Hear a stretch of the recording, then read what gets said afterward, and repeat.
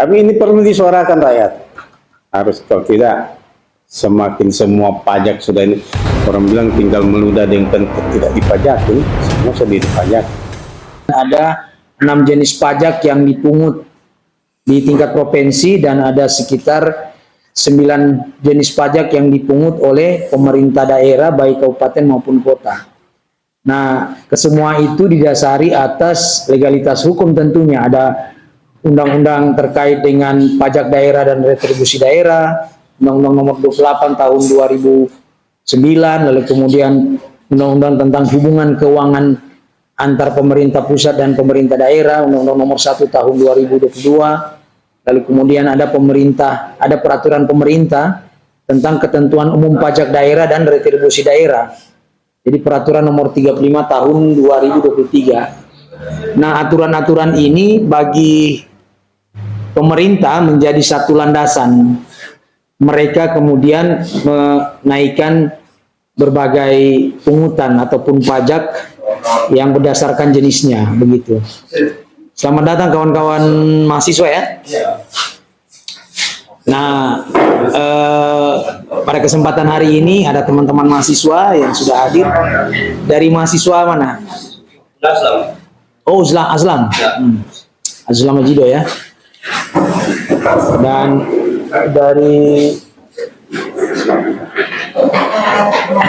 dari advokat rakyat ya, Agus Salim ya, sudah hadir juga. Ada juga teman-teman anggota. Ini dari mana? Dari NGO mahasiswa? Dari individu mahasiswa. Individu. Oh, temannya Yogi. Oh, Kamalisi. Aman. Bukan aman ini, Walhi. Nah, dan teman-teman yang anggota hadir ini ada Ekonesia, ada Asmi, ada Rimapala, ada Evergreen, ada Dewan Daerah 2 orang hadir juga pada kesempatan hari ini. Yang baju hitam sana media pers atau di podcast OTT. Oh, oke. Mario. Nah, selamat datang di kantor Wali. Nah, di saat situasi rakyat yang membutuhkan kehidupan yang layak ya, lapangan kerja yang tidak menentu, lalu kemudian pendapatan juga tidak menentu, di saat yang bersamaan justru negara atau pemerintah itu menaikkan pajak, khususnya pajak bumi dan bangunan (PBB), dan ini memberatkan di hampir semua tempat. Di beberapa daerah, misalkan kita tahu Pati umpamanya, di Kabupaten Pati di Jawa Tengah, atau yang dekat-dekat dengan kita Kabupaten Bone, itu juga hal yang sama, yang kemudian mereka menolak atas kenaikan pajak yang diberlakukan oleh pemerintah setempat. Nah, di Kota Palu sendiri memang isu ya, desas-desus yang berkembang itu, yang saya baca sebetulnya di berbagai media memang tidak menyebutkan 1000%. Dari berbagai media yang saya tracking tidak menyebutkan 1000%, tetapi ada kenaikan. Ada kenaikan dan Sudah mulai. yang dilakukan oleh pemerintah kota itu di daerah Palu Utara, Kecamatan Palu Utara, lalu kemudian Taweli di daerah Layana juga ya, berarti Mantikulore. Di bagian utara itu yang boleh jadi juga. Nah, Pertambangan. Jadi ada banyak wilayah yang kemudian NJOP-nya naik, yang berpengaruh terhadap pembayaran pajak. Dan itu dinyatakan oleh Wakil Wali Kota Liliana Muhyiddin tanggal 14 Agustus kemarin 2025, yang menyatakan dan mengakui memang bahwa NJOP ini naik sehingga berpengaruh terhadap kenaikan pembayaran pajak. Tapi belakangan di media sosial itu Wali Kota kemudian mengklarifikasi bahwa sebetulnya kenaikan ini tidak signifikan seperti yang desas-desuskan sampai 1000%, tapi memang ada kenaikan begitu. Nah, pada kesempatan ini saya kira kita bisa bertukar pikiran ya, berbagi pandangan terkait dengan kenaikan pajak yang dilakukan oleh pemerintah hari ini begitu. Nah, lalu kemudian setelah kita menyamakan persepsi, setelah kita menyamakan pandangan masing-masing organisasi, dan saya meyakini kemarin KPPA ya yang saya dengar juga melakukan konsolidasi di Mula Warman, dan hari ini kita di Walhi, meskipun memang KPPA itu juga anggota Walhi, tidak ada masalah, dan teman-teman mahasiswa saya kira juga bisa turut serta. Nah, ketika kita sudah punya pandangan sama terkait dengan kenapa pemerintah menaikkan pajak, lalu kemudian situasi masyarakat ataupun warga yang kesulitan dalam lapangan pekerjaan, pendapatan, pengangguran, PHK dan seterusnya, itu sebenarnya juga bagian dari situasi yang kemudian menyulitkan ekonomi masyarakat. Kemarin kita tahu misalkan efisiensi yang dilakukan oleh pemerintah itu justru berbalik dengan situasi kebijakan yang dikeluarkan oleh DPR. Misalkan mereka menaikkan mereka menaikkan tunjangan.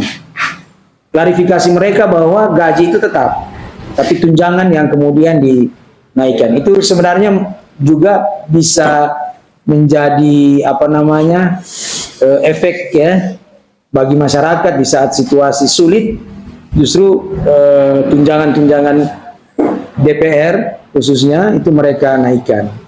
Sementara efisiensi yang dicanangkan oleh pemerintah hari ini sebetulnya harus bersesuaian dengan situasi yang ada, tapi justru mereka menaikkan tunjangan. Nah, saya kira pada kesempatan hari ini teman-teman sudah hadir semua, kita saling berbagi pandangan, pengalaman, sharing informasi, lalu apa yang mesti kita lakukan ke depan. Begitu kira-kira pengantar saya terkait dengan situasi secara umum saja. Ya.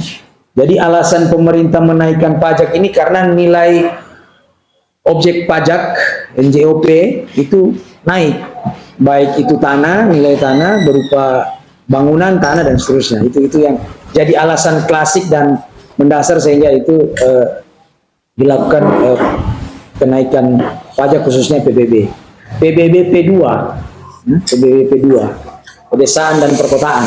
Gitu. Saya persilakan, mungkin ada pandangan yang lain, silakan perkenalan. Ya baik, terima kasih Pak Direktur sudah mengawali daripada diskusi kita hari ini. Kalian hidup rakyat Kota Palu. Ya. Sulawesi. Jadi begini, kemarin saya sempat ikut konsolidasi di KPPA, bahwasanya di sana kita ada beberapa elemen masyarakat, kemudian ada mahasiswa juga, ada BEM dari UNISA, BEM dari UIN, dan beberapa kawan-kawan mahasiswa dari Universitas Tadulako. Nah, mereka sebelum datang di tempat konsolidasi tersebut, mereka sudah ada kajian di kampus-kampus. Di kampus mereka itu, skala mikronya sudah melakukan kajian terkait naiknya pajak 1000% ini. Dan mereka turun langsung juga di beberapa titik mereka yang mau dipajaki, itu masyarakat mau dipajaki sama daerah. Kemudian ketemu sama aspek juga, ada asosiasi kuliner itu, Susulteng. Nah, ternyata Pemda ini juga memajaki bahwasanya bukan hanya hasil dari laba dari keuntungan yang didapatkan oleh pekerja kuliner itu, tapi semua semua yang lahan-lahan parkir itu harus diambil alih oleh Pemda. Jadi warga, misalnya saya orang Nunung, jadi bukan lagi saya punya hak di situ, itu Pemda langsung sudah kayak ormas begitu dan ambil ini. Mahasiswa temukan itu sudah semua dan sebagainya. Kemudian mereka datang ke audiensi sama Pak Wali Kota. Pak Wali Kota klarifikasi bahwasanya itu hanya di satu tempat saja di Layana, tapi itu masih di Layana, kata begitu, masih di Layana. Itu tidak menutup kemungkinan kalau ini tidak tidak lakukan kantor, semacam diskusi yang disampaikan oleh Pak Direktur tadi itu, alasannya NJOP naik dan sebagainya.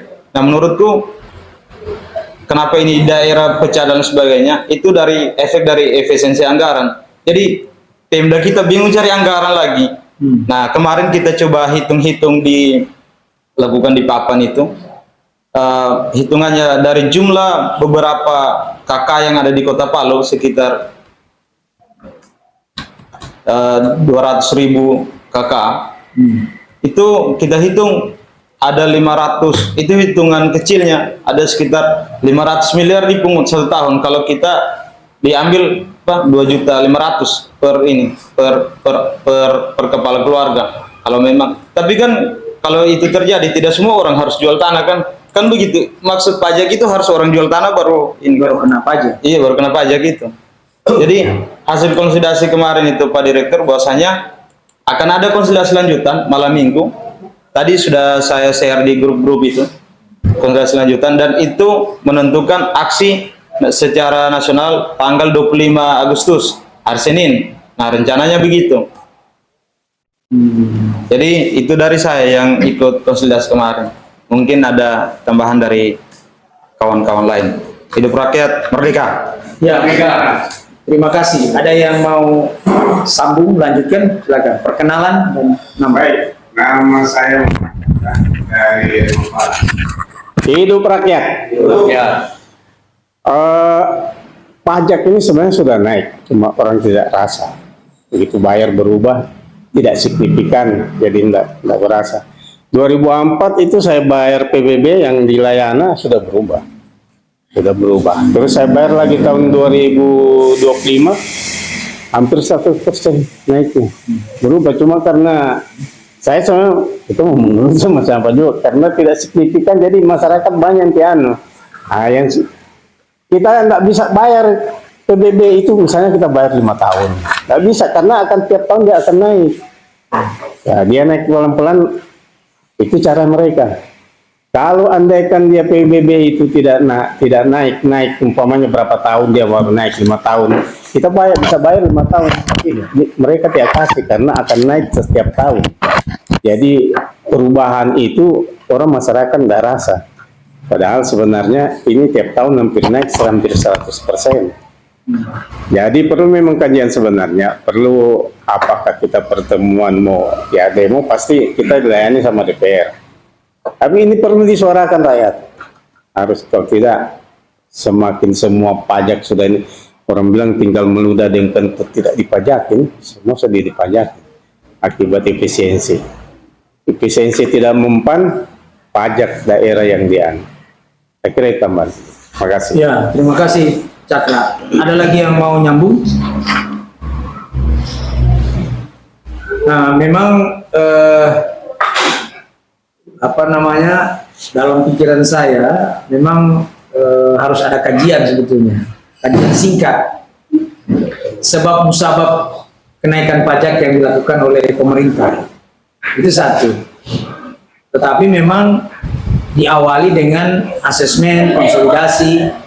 Misalkan kita menemui warga, ya kan? Kita menemui warga yang merupakan subjek dari pembayar pajak, atau misalkan kita konsolidasi terkait dengan warga yang keberatan terhadap pembayaran pajak. Entah itu misalkan kita akan bentuk posko konsolidasi keberatan terhadap pajak misalkan. Ini sudah teknis, tapi saya kira dengan banyak informasi yang bisa kita konsolidasi di lapangan, saya kira itu menjadi dasar kajian kita terkait dengan soal pajak, kenaikan pajak ini gitu. Nah, lalu kemudian ada konsolidasi besar, misalkan ada rencana aksi di tanggal 25 Agustus. Saya kira Walhi dan teman-teman serta elemen pro demokrasi yang ada di Kota Palu itu pasti akan mendukung dan akan bergabung, atau kemudian kita akan berkonsolidasi bersama nantinya. Tinggal kita pastikan. Jadi organisasi-organisasi yang sudah melakukan konsolidasi seperti Wali misalkan dan kawan-kawan, itu juga mungkin akan dikonsolidasikan lebih besar lagi, misalnya dengan teman-teman mahasiswa, dengan teman-teman para nelayan, misalkan himpunan nelayan kan banyak juga, para buru-buru kalau yang bisa dikonsolidasi ke depan bisa kita lakukan. Tetapi yang penting dilakukan ini adalah bagaimana kajian ini bisa kita lakukan dulu. Kita mesti dapatkan gambaran latar belakang terkait dengan situasi kenaikan pajak yang diberlakukan oleh negara. Negara kan punya undang-undang dan memang mereka punya landasan secara hukum punya. Tetapi kan aspek sosiologis ya, aspek situasi masyarakat ini juga perlu dilihat. Tidak hanya landasan hukum saja, misalkan ada undang-undang tentang perpajakan, undang-undang retribusi pajak daerah, hubungan keuangan daerah, peraturan pemerintah, kan tidak hanya legalitas hukum yang menjadi landasan kenaikan pajak. Mesti juga dilihat aspek sosiologis ya, situasi masyarakat yang hari ini penuh dengan problem ekonomi yang semakin sulit begitu. Nah, itu yang perlu kita lihat, tidak hanya aspek yuridisnya, tapi sosiologisnya juga kita lihat. Nah, itu semua yang kemudian bisa dituangkan di dalam satu bacaan singkat, ya, sehingga ini yang jadi bahan kita. Misalkan kita ketemu dengan DPR, ini alasan kita, kenapa kita menolak pajak. Kita ketemu dengan pemerintah, ini alasan kita menolak pajak. Jadi ada kajian singkat yang mesti kita lakukan ke depan. Tadi sudah ada gambaran ya, teman-teman mahasiswa sudah coba untuk menghitung-hitung pendapatan masyarakat dengan kenaikan pajak, ya kan? Apakah pendapatan masyarakat ini memenuhi untuk pembayaran pajak itu? Sanggup dia membayar kenaikan pajak dengan pendapatan yang mereka dapatkan sehari-hari, ya kan? Atau tidak, malah sebaliknya kan tidak. Nah, ini perlu satu asesmen cepat, studi cepat. Nah, sampel-sampel itu bisa sebenarnya kita dapatkan. Bisa kita temui orang-orang yang punya usaha, misalkan tanyain, ya kan, retribusinya berapa. Misalkan Mas Joko, ya Mas Joko di sini kan banyak, ya kan? Ada kan organisasi mereka itu, kerukunan ya Sari Laut itu kan, ya, itu juga bisa jadi sasaran kita untuk melakukan asesmen cepat, sehingga kita punya landasan berpikir untuk ketemu kemana-mana, misalkan ke DPR, ke pemerintah, atau kita demo, ya. Kalau kita demo ini kan kita memproduksi selebaran, ya kan? Bagaimana kita mau menulis selebaran sementara analisis kita terkait dengan kenapa kita menolak itu tidak ada. Jadi memang mesti ada data yang ilmiah, ada data yang bisa kita pertanggungjawabkan. Saya kira itu ya. Teman-teman ada yang lain ya dengan teman-teman mahasiswa sekali? Ya, silakan. Perkenalan.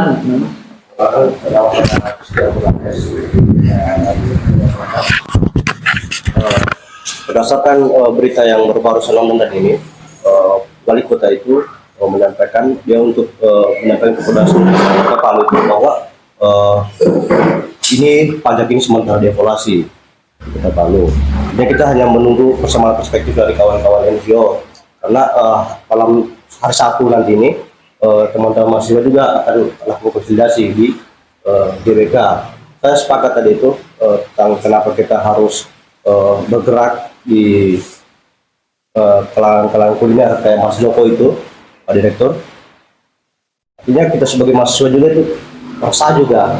Yang kemarin Mas Joko itu harganya cuma kasih tahu tempe itu cuma ini 12.000, sekarang lagi 15.000. Dan nasa juga gitu tiap hari hidup bakos juga kan, kalau cuma gitu kan. Biasa kita cuma 10.000 sudah bisa makan tahu tempe. Artinya kita hanya menunggu perspektif dengan kawan-kawan NGO. Kita bisa kita pelanggan dengan teman-teman mahasiswa nanti di GBK. Itu saja. Oke. Yogi, ada yang perlu disampaikan? Oke, tambahan, silakan tambahan. Baik,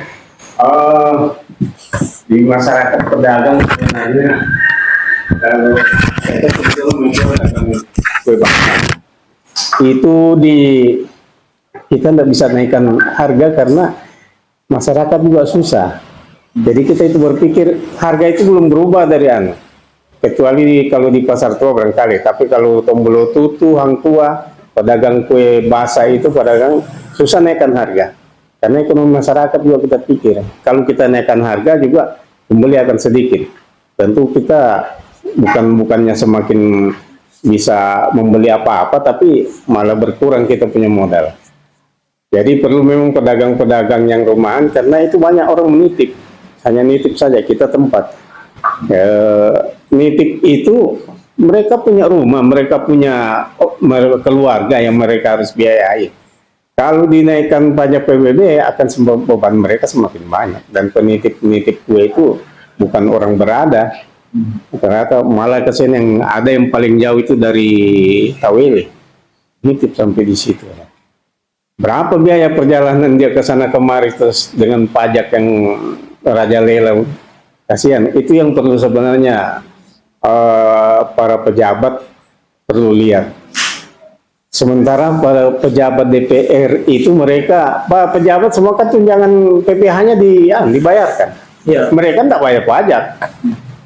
Tapi masyarakat kecil yang pedagang-pedagang kecil, saya bilang kadang kita itu tinggal berpikir biasa.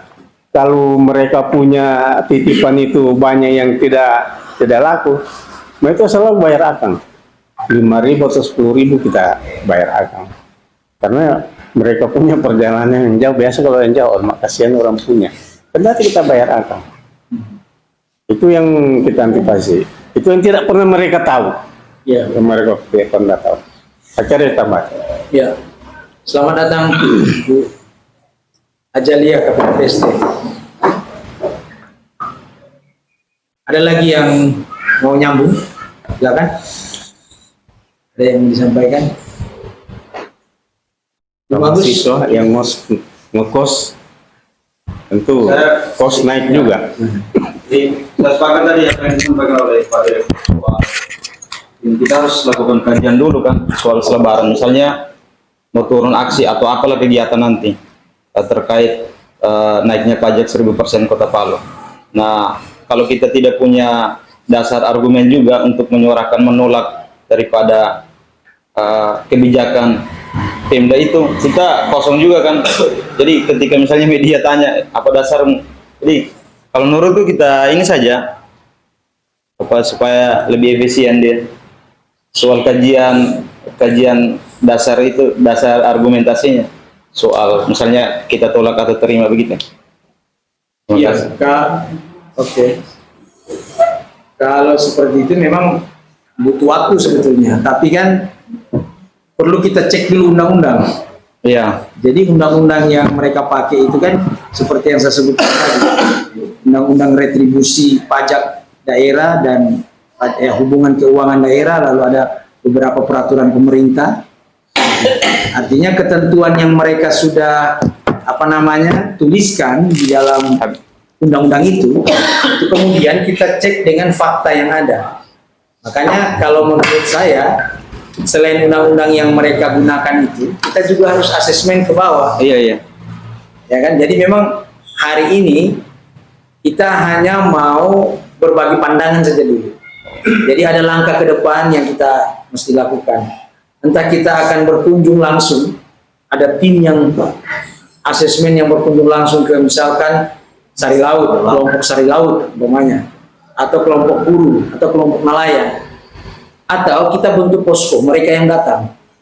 Jadi kita daftar berapa semua pembayaran pajak, atau misalkan pedagang-pedagang kaki lima, penjual-penjual kue, kita datangi, atau sebaliknya.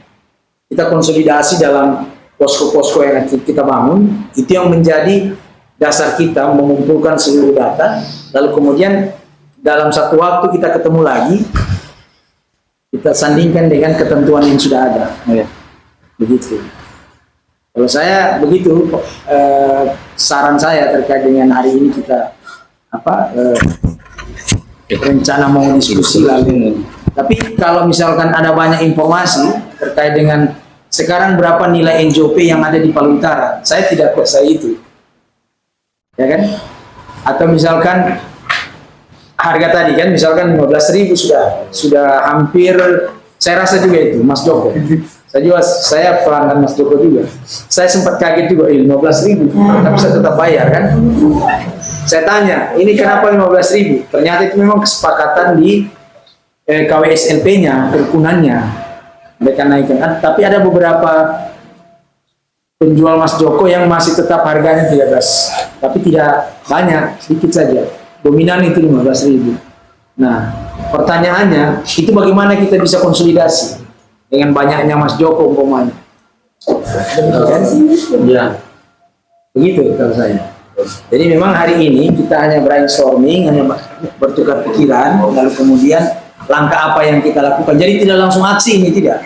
Aksi iya, kita akan bergabung dengan komite aksi yang lebih besar, bisa jadi. Tapi perlu amunisi yang kita diskusikan secara bersama.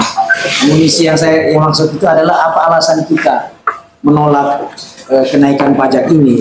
Rasionalnya ya. Iya, rasionalisasinya apa? Jadi tidak asal nolak, tapi kita punya rasionalisasi karena pastinya kita berhadapan dengan pemerintah sebagai sasaran kita. Kalau pemerintah jelas dia punya legalitas hukum, undang-undang pajak ya, retribusi pajak. Tapi kita kan punya landasan adalah situasi sosial masyarakat. Nah, situasi sosial masyarakat itulah yang kita cek pedagang-pedagang itu.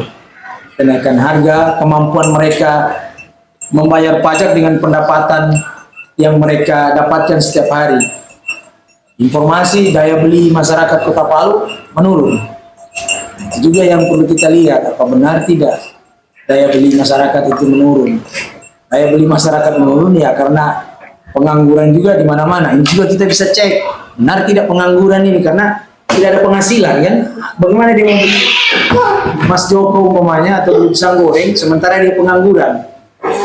Di saat yang bersamaan ya itu sudah daya belinya menurun kan. Nah itu semua ya aspek sosial ekonominya yang harus kita cek karena legalitas undang-undangnya ada sebenarnya kan, tadi peraturan pemerintah, undang-undang itu yang kemudian kita akan sandingkan bahwa undang-undang ini sudah betul tidak mereka laksanakan di situasi ekonomi yang sulit yang dirasakan oleh rakyat hari ini.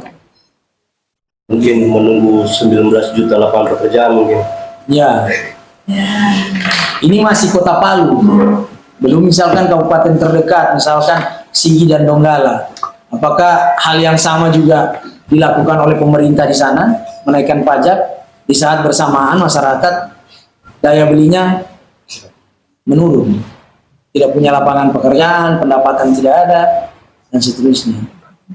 Mestinya kan terbalik, negara harus membiayai pengangguran ya, atau menciptakan lapangan pekerjaan, atau misalkan melakukan apa namanya penekanan harga barang ya.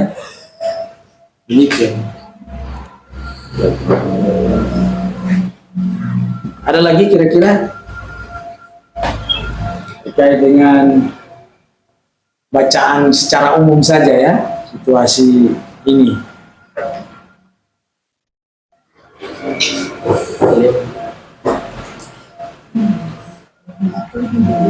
Pak Asmi ada?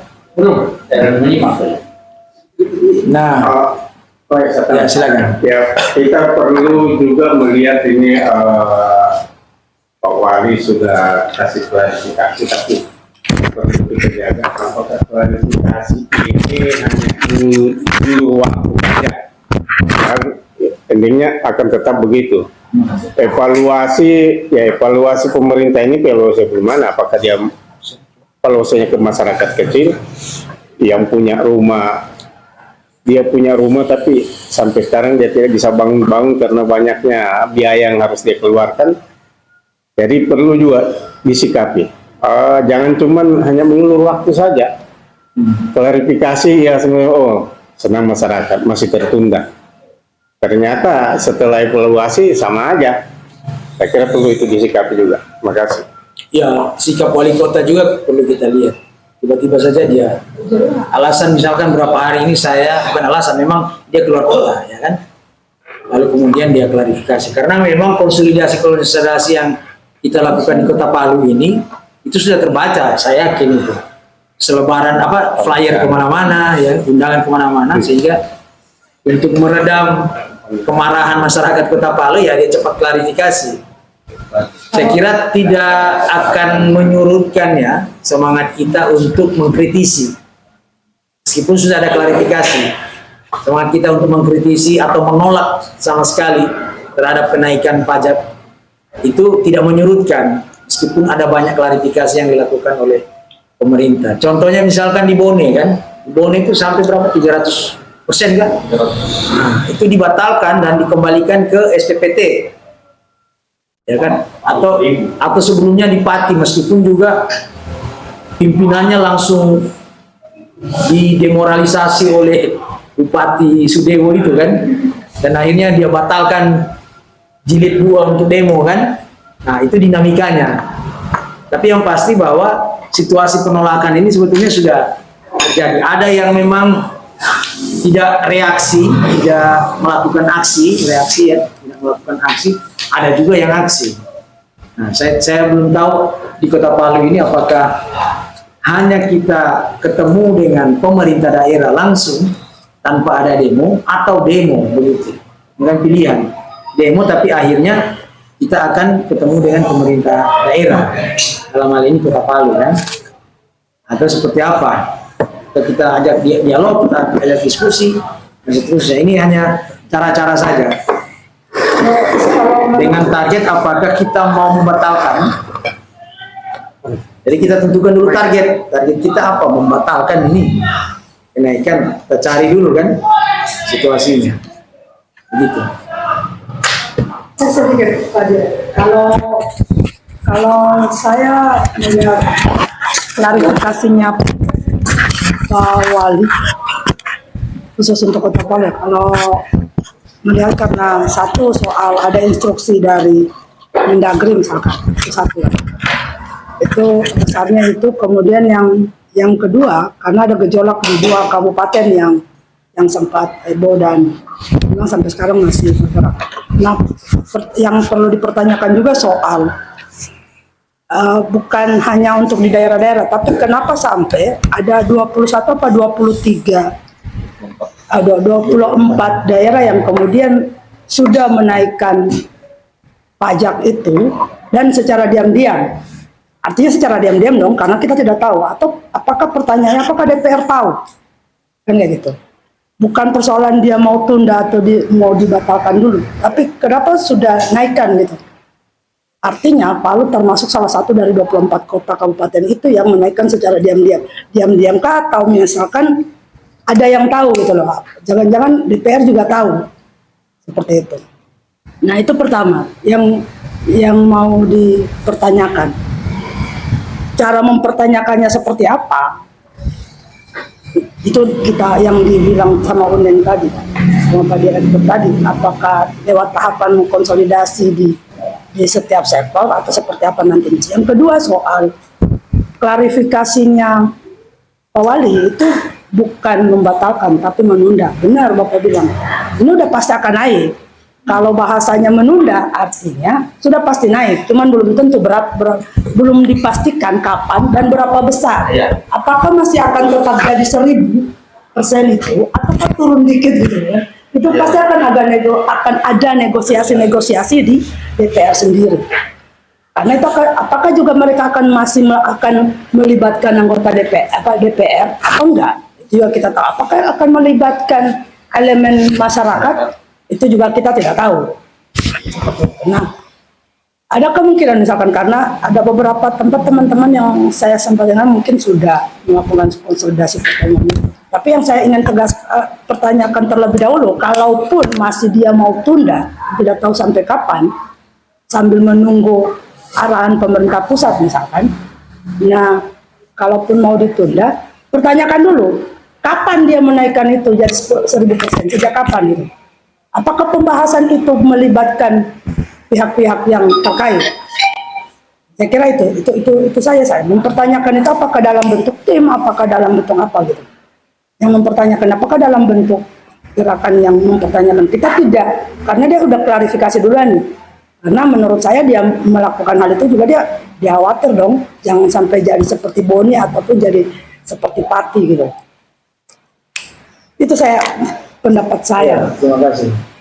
Eh, memang hal ini menjadi dilema, ya kan? Menjadi dilema. Kalau misalkan saya coba untuk mendalami pikirannya pemerintah, itu dilematis. Di saat yang bersama mereka diinstruksikan untuk menaikkan pajak oleh negara, di saat yang bersamaan masyarakat tidak mampu, katakanlah begitu ya, tidak mampu untuk membayar pajak. Jadi dilematis.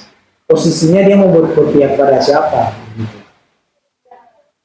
Kalau misalkan kita akan ketemu dengan wali kota, ya lagi-lagi sebetulnya seperti awal kita sampaikan bahwa kita mesti ada kajian cepat. Paling tidak 1-2 lembar, semacam selebaran atau kajian cepat, itu yang kemudian menjadi dasar kita.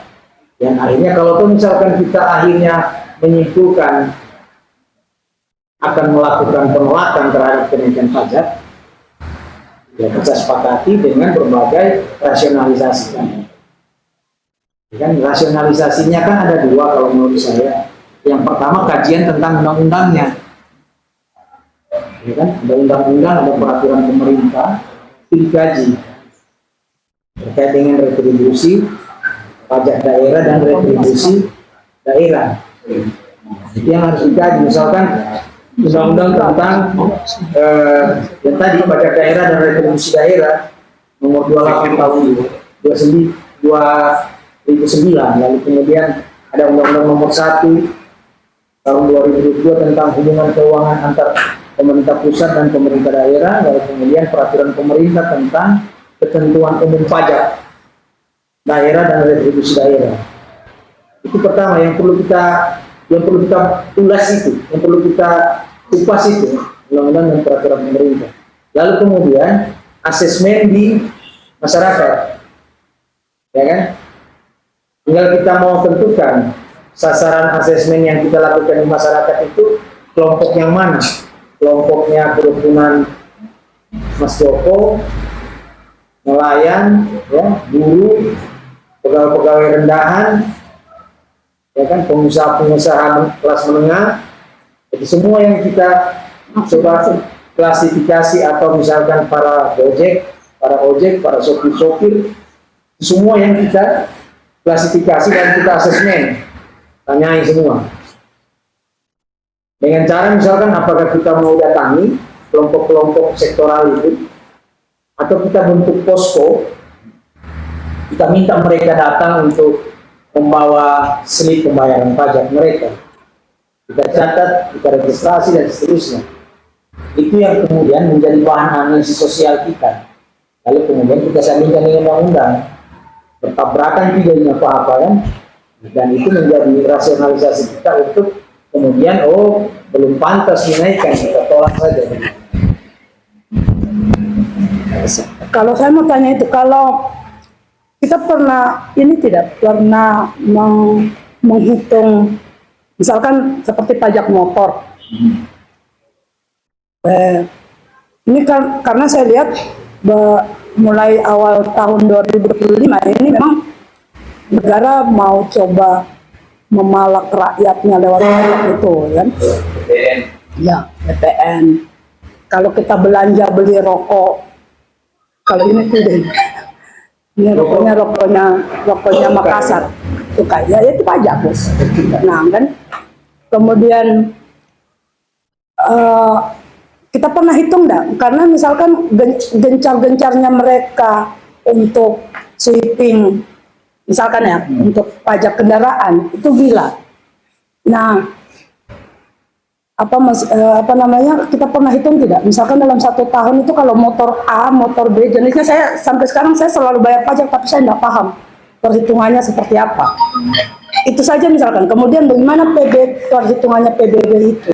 Apa dasarnya? Apa dasar hukumnya? Apa dasar indikator untuk menghitung dasar negara, dasar pemerintah menghitung PBB itu? Karena kalau misalkan saya di Sigi, bukan di Kota Palu, tapi saya juga belum dapat informasi apakah Sigi sudah menaikkan volume. Kayaknya Sigi belum termasuk karena masih baru. Dia punya bupati juga masih baru. ataukah bisa jadi juga sebelumnya sudah menaikkan tapi juga diam-diam. Kita nggak pernah dengar itu. Nah, tanahku itu sekitar PBB tanah rumah itu sekitar 12 kali 9 meter. Bukan, 12 kali 24 meter. Itu setiap tahun apa setiap tahun? Setiap tahun. Itu enggak banyak. Cuman ada sekitar 16.000 kalau nggak salah. Cuman memang saya rasa ada kenaikan dari sebelum-sebelumnya.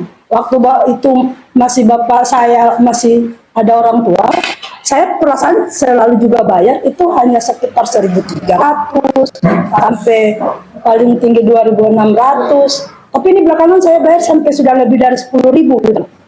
Bisa jadi ini setiap tahun memang sudah naik, sudah pernah dinaikkan, tapi kita nggak pernah tahu ya. Kita pada saat disuruh bayar setiap tahunnya itu emang merasa ya berapa juga sih uang 23.000, berapa sih uang 12.000 misalkan karena setahun ya udah dibayar karena sudah ada petugas datang di rumah misalkan. Tapi saya nggak pernah tahu sepertinya itu memang naik setiap saat, setiap waktu itu. Saya nggak tahu dasarnya. Kalau dasarnya adalah NJOP itu, untuk menentukan dasar NJOP itu juga kita yang perlu kita pelajari seperti apa sebenarnya. Mungkin ada teman-teman yang punya referensi soal itu. Dasar kenaikan NJOP itu seperti alasannya kan 14 tahun tidak pernah dikasih naik harganya. Kalau NJOP ini kan dasarnya ketika kita mau jual tanah, ya kan? Kalau saya mau jual tanah, ya kita orang rakyat kecil yang mau nggak mau lah jual tanah. Kan ya, kalau saya yang punya kintal kajili di Palu, saya nggak mau bakalan jual. Tapi ketika investasi masuk, misalkan salah satu hotel yang ada di depan DPR provinsi itu, yang di Samrat, ini kemarin bermasalah dia punya pembangunan. Sudah tidak sesuai aturannya sampai 10 berapa tingkat itu. Kemudian satu-satunya hotel yang ada di pusat kota, di pemerintahan, kawasan pemerintahan. Itu dia mampu gusur misalkan lahannya orang, mampu dia beli lahan pedagang penjual yang kemarin cuma dikontrakan yang seluler. Saya pernah lama di situ di kios begadang sepanjang itu di situ. Kemudian itu bisa dijual karena mungkin NJP-nya naik atau setiap keuntungannya kan sama orang yang punya tanah yang mau jual ini. Tapi juga rugi buat dia karena harus bayar pajak. Kalau begitu akan menimbulkan persoalan baru. Ketika saya mau jual, saya tidak perlu lapor sama pemerintah. Saya tidak perlu lapor, saya transaksi saja atau saya akan lapor dengan bohong misalkan. Saya jual sama Yogi 500 juta, lahan sekian luasnya sesuai dengan ini kesepakatan. Tapi saya lapor di sana bahwa saya hanya jual 200 juta. Siapa mau larang? Mau saya yang butuh duit, ya kan? Saya lagi butuh uang, anakku mau kuliah, anakku mau sekolah, ya saya jual lahanku. Saya tidak perlu, ya karena memang transaksinya jual belinya mungkin akan ditahu oleh pemerintah kelurahan, akan tahu oleh. Saya sepakat kasih lihat nota kosong, nota bodong misalkan, bahwa saya sepakat jualnya hanya 250. Kalau mau paksa saya ikut pakai NJOP, terus saya yang mau dipajakin, karena saya sudah jual. Karena kalau semakin kecil saya lepas harga tanahku, maka akan semakin sedikit saya bayar itu. Kan begitu. Kalau semakin besar saya dapat 500 juta, otomatis saya akan lebih besar dong bayar sama pemerintah pajaknya. Atau pembelinya yang berbayar. Yang beli. Gimana itu Pak Onden? Saya tidak mengerti. Saya bertanya ceritanya. Iya. Dan bagi saya sebenarnya penting ya sekali lagi untuk konsolidasi di wilayah-wilayah yang sudah ditetapkan kenaikan NJP ini. Yang Tengah, Hulu Jadi, Aweli, Palu Selatan atau Palu Utara. Begitu. Itu sebenarnya sudah ditetapkan sasaran kenaikan NJOP-nya yang berdasarkan pemerintah bahwa itu alasan mereka menaikkan PBB. Jadi ada nilai jual objek pajak dalam hal ini tanah dan bangunan yang menjadi dasar. Meskipun misalkan yang lain-lainnya saya meyakini juga naik begitu kan. Ya sudah banyak beberapa negara punya konstitusi tentang pajak. Yang susah negara kita, ekonomi negara kita kan kapitalis Eropa. Dia susah membedakan mana ada sedikit, mana pajak, mana namanya iuran. Kita makan itu dua harus sudah kena pajak seluruh sekalian. Negara kita kembali ke Pancasilanya, sila kelima. Kita harus ahli lah soal pajak. Ini kan rejim punya marah. Kata feudal, feud itu kan hadir pada masa kegelapan Eropa, raja itu di Prancis ngotot rumah-rumah orang kaya sampai peti mati itu dia pajaknya. Feud. Kenapa di Eropa jadi konstitusi Prancis, Skandinavia? Dia tidak mau mengatakan pajak kalau untuk menangani pada rakyat, kecuali company, partikulir. Karena di situ sudah dua dia instrumennya. Kalau dia perusahaan itu apa saja buruh mengontrol perusahaan dan pajaknya itu sudah bagian daripada hak buruh dengan hak company. Tidak ada sejarahnya itu. Prancis, Belanda itu sebuah pajak kayak kita ngomong pajak per orang. Kalau dia punya tanah kena kita, kalau dia punya kendaraan kena dia bisa begitu itu. Itu zaman koboi itu. Makanya perdebatan kita sama pengacara-pengacara yang selalu tampil di pengadilan agama perceraian ini pusing juga saya. Tidak mau ke sana, tidak mau ke sana pemikirannya. Bayangkan instruksinya menteri itu tentang pajak, masa dijadikan payung dan itu menjadi legitimasi kepala-kepala daerah di Pati, di Bone, di mana-mana, di Palu. Betul sudah Bung bilang tadi HAM, tapi kita kan tidak menjurus kepada kita menjurus kepada case-nya, tidak. Konstitusi kita itu tidak menjawab itu. Negara diberikan kewenangan bukan berarti atribusinya pemerintah yang menentukan. Tidak bisa itu. Jadi betul bilang tadi bahwa jangan ditunda, dibatalkan. Kenapa harus dibatalkan? Memang tidak ada variabelnya itu. Dan kenapa kita harus aksi? Supaya orang tahu, jangan berkali-kali dikasih keluar. Besok pemimpin ini dipilih, mereka juga sebenarnya yang dipilih kan. Kalau saya boikot kemarin, khusus semua. Ya kan, jadi caranya begitu bahwa rakyat juga ini dalam rangka aksi itu memperingati bahwa ini pemerintah itu tidak paham tentang yang namanya pengertian pajak yang berhubungan dengan rakyat. Itu dia. Coba kalau misal petani dong itu mulai dari berapa pos itu pajak hutang, pos hutang, apa semua hasil bumi tidak ada yang jadi pajak. Tinggal cara tidak bisa dipajak ini. Nah, dan kita tidak penting itu harus tahu semua. Ya kan, ada teman-teman yang mau lakukan riset ya silakan. Ya. Sekarang bagaimana meruntuhkan ini?